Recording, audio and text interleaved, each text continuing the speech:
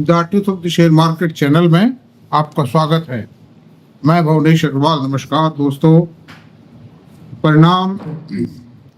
परिणामों की जो झड़ी लगी हुई बाजार, कंपनियों के परिणाम धड़ाधड़ आ रहे हैं मतलब, और परिणाम जो आ रहे हैं वो कुल मिला के लगता है कि ठीक ही, और कईयों में तो बड़ी जबरदस्त ग्रोथ आ रही है मतलब, और खास तौर से डिफेंस की कंपनियों में ग्रोथ बहुत जबरदस्त है, उनके शेयरों में बहुत भारी बढ़त है।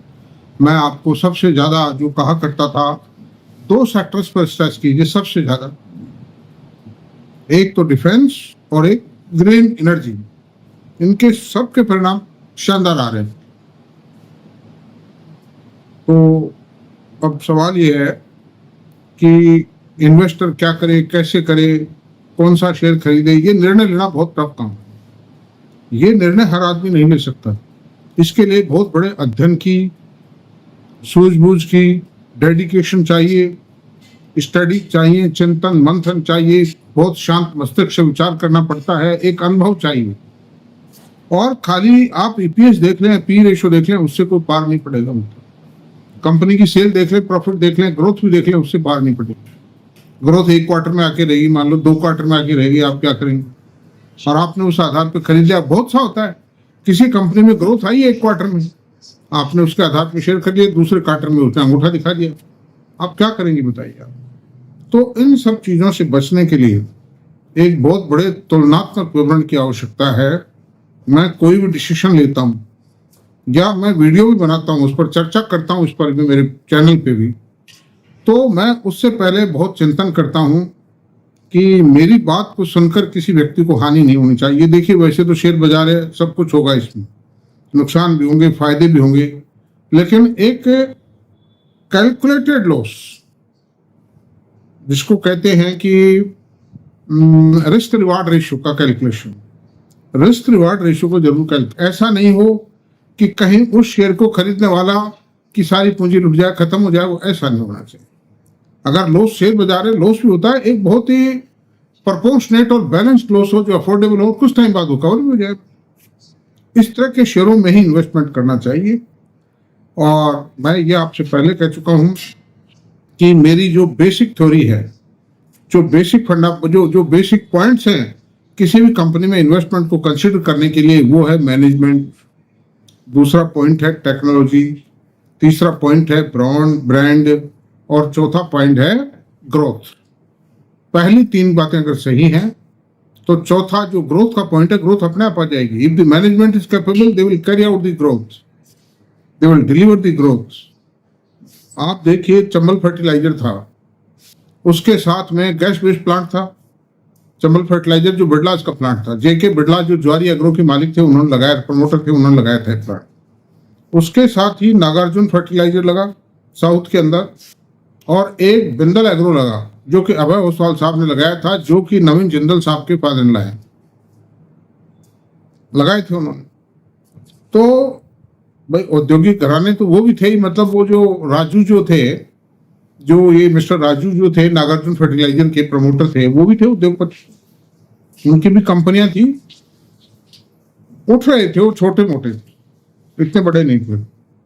और अभय कुमार ओसवाल की ओसवाल एग्रो थी, ओसवाल फ्यूरेन थी कंपनी।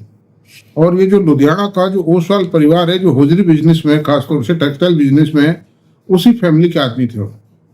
लेकिन जो बिंदल एग्रो और नागार्जुन फर्टिलाइजर बहुत बॉटम लेवल पे पड़े हैं, और चंबल फर्टिलाइजर ने अपने शेयर को 700 रुपये पहुंचा दिया। तो it show the competence of the management. तो चर्चा तो अपन और विषयों पे करेंगे आज फर्टिलाइजर सेक्टर पे कोई चर्चा नहीं करेगी, मेरी लाइकिंग भी नहीं है। मैं हमेशा वो सेक्टर और वो मैनेजमेंट चूज करता हूं जो हाई फ्लायर है, जिनमें वास्ट स्कोप है। तो आज चलते हैं। देखिए, रिजल्ट तो कई कंपनियों के आ चुके, सारी कंपनियों का तो विस्तृत विश्लेषण हो नहीं सकता एक साथ। कल जो मेन रिजल्ट आए हैं, गार्डन शिपिंग का आया, टाटा मोटर का आया, भारतीय एयरटेल का आया, सिप्ला का आया और आदित्य बिड़ला कैपिटल का आया। और उससे पहले रिजल्ट आ चुके हैं, अडानी ग्रीन का आ चुका है, अडानी एनर्जी का आ चुका है। मेन कंपनी बता रहा हूँ, अडानी पावर का आया, अडानी टाटा पावर का आना है अभी, शायद आज या कल में है वो। वारी एनर्जी का रिजल्ट आया, प्रीमियर का आया, तो कुल मिलाकर के आज जो दो सेक्टर्स हैं उसमें सबसे पहले किसको चुना जाए, तो प्रायोरिटी वेटेज तो मैं डिफेंस सेक्टर को दूं। कारण क्या है, डिफेंस सेक्टर में रिजल्ट जल्दी आते हैं। गवर्नमेंट का फोकस दोनों सेक्टर्स पे है और ग्रीन एनर्जी सेक्टर में इन्वेस्टमेंट बहुत ज़्यादा है और ज़्यादातर इन्वेस्टमेंट प्राइवेट सेक्टर से हो रहा है। तो वो प्रोजेक्ट का कंप्लीशन है, मेंटेनेंस, प्रोजेक्ट का मेंटेनेंस है, कंप्लीशन है, पोस्ट एस्केलेशन को रोकेंगे, चेक करेंगे, फास्ट डिसीजंस होंगे, बहुत प्रॉम्प्ट डिसीजंस हैं। इस कारण से ग्रीन एनर्जी में भी ग्रोथ की संभावनाओं से इनकार नहीं किया जा सकता। बड़ी भारी ग्रोथ आएगी, 30 से 40 लाख करोड़ रुपया आने वाले 5 सालों के अंदर ग्रीन एनर्जी में इन्वेस्ट होगा, जो डिफेंस में इतना नहीं। डिफेंस में इतना स्कोप भी नहीं है, मार्केट साइज भी नहीं है डिफेंस का। डिफेंस सेक्टर आगे चल के अगर सरकार डिफेंस सेक्टर पर फोकस करती रही तो आज के 10-15 साल बाद तो डिफेंस की साइज बढ़ जाएगी, क्योंकि अभी हमारा एक्सपोर्ट इतना ज़्यादा नहीं है। जब हम प्रोडक्ट बनाएंगे, उस प्रोडक्ट की टेस्टिंग होगी, दुनिया के कई देश उसको टेस्ट करेंगे, सोचेंगे, हमारी प्राइसिंग कॉम्पिटिटिव होगी, उसके बाद वो ऑर्डर प्लेस करेंगे। तो आज मैं 2 शेयर्स का कंपैरिजन करूंगा। सबसे पहले डिफेंस की बात करते हैं। Defence is the fast moving sector. एक गवर्नमेंट सेक्टर की कंपनी है, एक प्राइवेट सेक्टर की कंपनी, दोनों बहुत एफिशिएंट है। गार्डन रीच शिप बिल्डिंग, जिसके कल ही परिणाम आए, और दूसरी है भारत फोर्ज।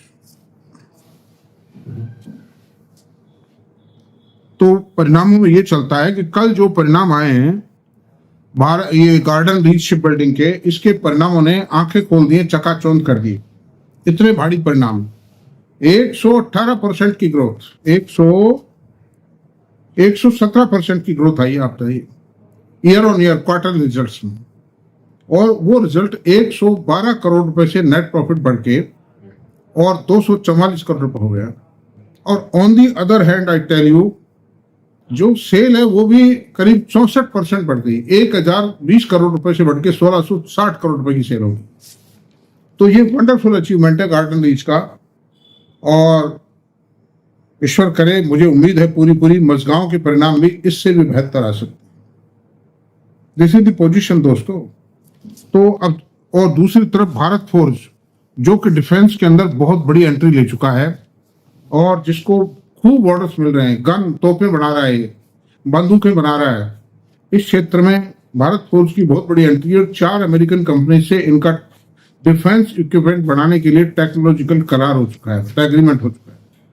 और इसके पीछे भी जो मैनेजमेंट है वो बाबा कल्याणी का मैनेजमेंट है, which is the most desirable and most efficient management.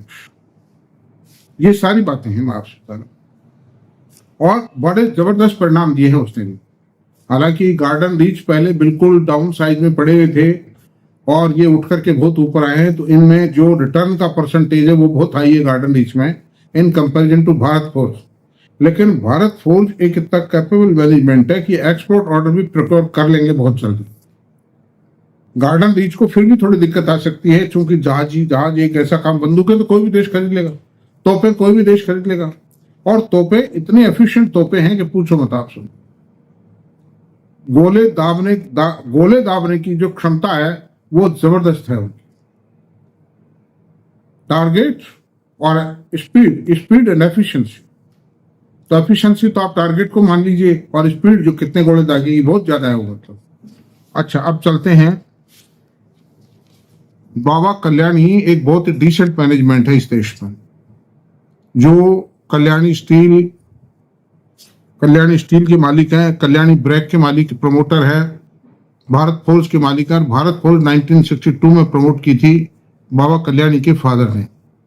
Till then इस कंपनी ने कभी मुड़ के नहीं देखा है, एक कंटिन्यूसली प्रोग्रेस कर रही है, और ये सबसे मोस्ट ल्यूक्रेटिव एरिया में प्रवेश करते हैं।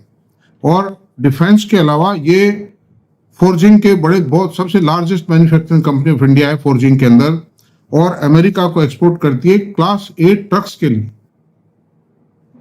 काम आती है फोर्ज। Class 8 truck are the best quality trucks of the world, मतलब it's a name of the technology and size of the truck, मतलब। तो अब गार्डन रीच की बात करते हैं। देखिए, सबसे पहले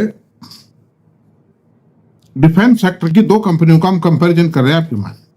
गार्डन रीच का पी रेशो 48.6 है, और अगर ऐसे ही परिणाम आए, ये 86.9 था आज के एक साल पहले। जो शेयर तो गिरा और अर्निंग बढ़ी कंपनी की, उसके हिसाब से इसमें बहुत भारी ग्रोथ, वो इसका पी रेशो गिर के 48.6। अगर ऐसी ही एक दो क्वार्टर की वर्किंग और आ गई तो बट नेचुरल है कि ये पी रेशो गिर के 25-27 ही रह जाएगा। तो सेफ्टी मतलब जो ये सेफ इन्वेस्टमेंट की ओर डाइवर्ट हो रहा है। Lower P ratio and high growth means safe investment. Another thing, ROC 37.3 है, आरओई 28.1 है, फेस वैल्यू 10 रुपीज है, मार्केट कैप है 25,614। तो मार्केट कैप भी बहुत बड़ा नहीं है ताकि उसको बढ़ने में, मार्केट के द्वारा ऑब्जर्व करने में दिक्कत आती हो, ऐसा कुछ भी नहीं। प्राइस आज की तारीख में इसका कीमत है 2236 रुपए। तो ये प्राइस की 10 फेस वैल्यू के शेयर की इतनी भारी ग्रोथ के साथ में डिफेंस सेक्टर का, शिपिंग सेक्टर का शेयर प्राइस कुछ ज्यादा नहीं कहा जा सकता। P ratio again, P ratio is going on the down side because growth is coming and P ratio is not going up. Share की कीमत बढ़ेगी, ऐसा नहीं शेयर की कीमत नहीं बढ़ेगी। तो पी रेशो अगर मान लो 30-40% की भी ये कंपनी ग्रोथ देगी तो आपका कैपिटल एप्रिसिएशन 30-40% आ ही सकता है ना। मतलब रिकमेंडेशन नहीं है मेरी। अच्छा, 3 साल का प्रॉफिट सीएजीआर 43% है। मतलब इतना सीएजीआर प्रॉफिट में मिलना बहुत मुश्किल होता है, बहुत रेयर कंपनी है मतलब। अच्छा, अब बताता हूं। इक्विटी 115 करोड़ की, इक्विटी भी ज्यादा नहीं है कंपनी की। 16 चौक 64 ये सेल आती है कंपनी की। करीब अगले साल भी 5,500-6 हजार करोड़ से कम नहीं आएगी, क्योंकि मार्च में ज्यादा आती है, दूसरे क्वार्टर में कम आती है। तो 5,500-6 हजार की सेल है। तो कंपनी की इक्विटी ठीक है, मार्जिन कंपनी की ठीक है। बोरोविंग्स 10 करोड़ की है, company debt free company. 10 crore की बोरोविंग इतनी बड़ी कंपनी में कोई मायने नहीं रखती है। वर्क ऑर्डर 17,000 करोड़ के हैं कंपनी के पास में, और वर्क ऑर्डर मिलेंगे उसको। ये जो डेस्ट्रॉयर्स का ऑर्डर देने वाली है कंपनी, उसमें कुछ हिस्सा गार्डन रीच को भी मिलेगा। और गार्डन रीच दोनों ही काम करती है, मर्चेंट शिपिंग का भी काम करती है और डिफेंस शिपिंग का भी काम करती है। जहाजों की मरम्मत भी करते हैं, जहाज बनाते भी हैं। अच्छा, अब profit growth year on year 117% की ग्रोथ आई है इस क्वार्टर में, ईयर ऑन ईयर। और sales growth in March 25 64% sale में ग्रोथ आई है। सेल 64% बढ़ेगी तो नेचुरल प्रॉफिट के अंदर 117% की ग्रोथ आनी बढ़ना था। कारण क्या है कि हाई लार्ज जैसे जैसे स्केल ऑफ ऑपरेशन बढ़ेगी वैसे वैसे प्रॉफिट बढ़ेगा, मार्जिन बढ़ेंगे, क्योंकि कई तरह के खर्चे सेम रहते हैं, खर्चों में उनमें बढ़ोतरी नहीं आती। जैसे आप यूं मानिए मैनेजिंग डायरेक्टर है, उतना ही रहता है। ऑफिस व्हीकल्स हैं वो उतने ही रहेंगे, है ना। और फिर बिजली का खर्चा ऑफिस का उतना ही रहेगा, प्योन उतना ही रहेंगे, बाबू उतना ही रहेंगे, कंप्यूटर एस्टेब्लिशमेंट उतना ही रहेगा, सॉफ्टवेयर वही रहेगा, सेवरल थिंग्स आर देयर।